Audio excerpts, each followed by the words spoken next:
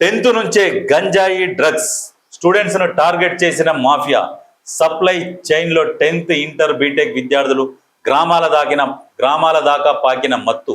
హైదరాబాద్కు వచ్చి మరీ కొనుగోలు చేస్తున్న యువత. ఇంటెలిజెన్స్ రిపోర్ట్లో సంచలన విషయాలు.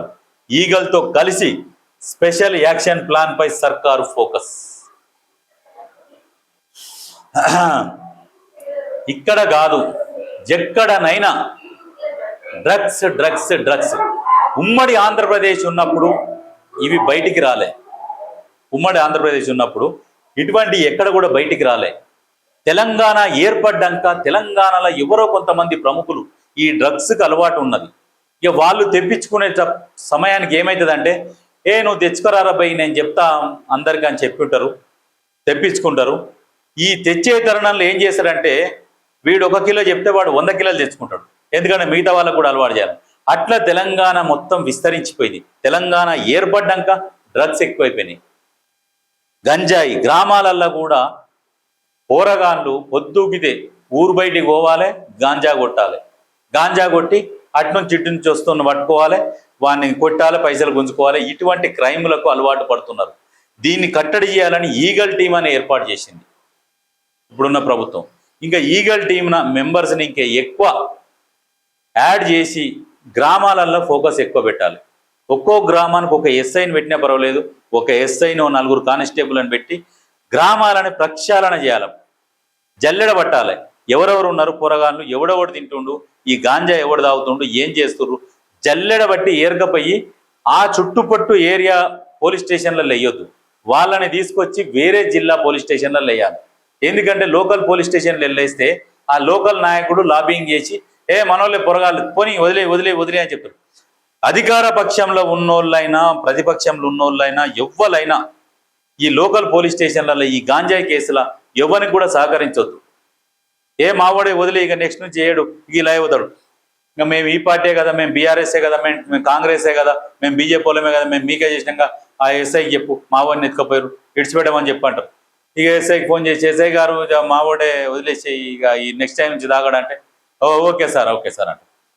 ఓకే సార్ గీకే సార్ అనకుండా పోలీసు వాళ్ళు కూడా వీళ్ళ మాటలు వినకుండా, ఈ స్టేషన్ కాదు ప్రభుత్వం కూడా పోలీసు వాళ్ళకు ఒక ఆదేశాలు జారీ చేయాలి. ఈ గాంజాయి కేసులో ఎక్కడ అరెస్ట్ అయితే ఆ పోలీస్ స్టేషన్ కాకుండా వేరే జిల్లాకు తరలించాలి. వాళ్ళని వేరే జిల్లాలో కేసు చేయాలి. ఆ లోకల్లో కేసు చేసి అరెస్ట్ చేస్తే వాళ్ళు లాబింగ్ చేసుకొని ఇక వాళ్ళు ఫోన్లు చేయించుకొని విడిపించుకొని పోతున్నారు. కాబట్టి ప్రభుత్వం దీని మీద సీరియస్గా ఎక్కడ అరెస్ట్ అయినా తీసుకొచ్చి హైదరాబాద్లో ఇచ్చినట్టు చూడండి.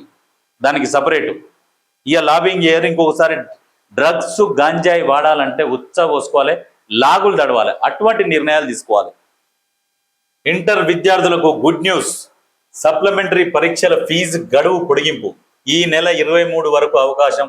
పరీక్షలకు కట్టుదిట్టమైన భద్రత. Cyberabad CP doctor Ramesh.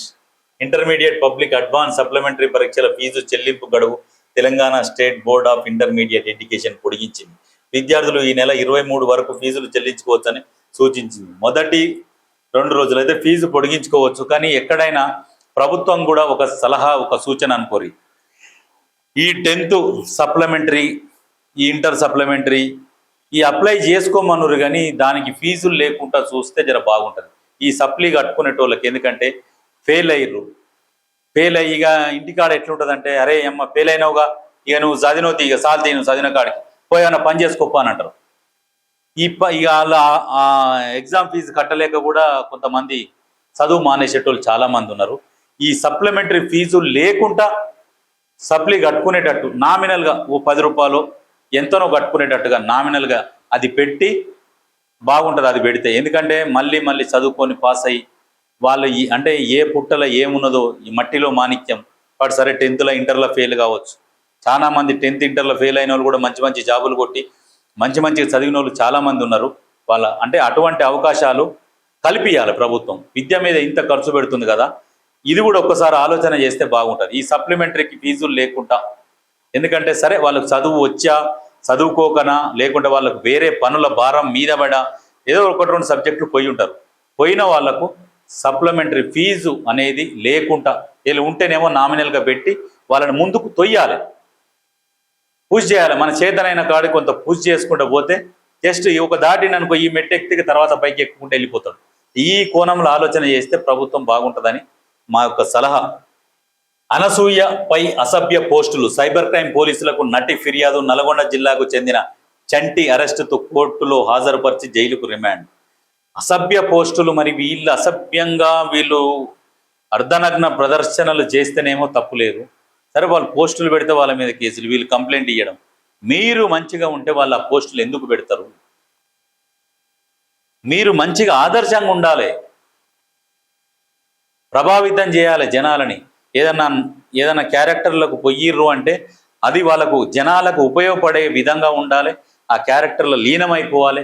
లీనమైతే బయట కూడా ఆ క్యారెక్టర్లో ఏ పేరు ఉంటుందో ఆ పేరు పిలిచేటట్టుగా అంత లీనమయ్యి అవసరం ప్రజలకు ఉపయోగపడేది చేస్తే బాగుంటుంది.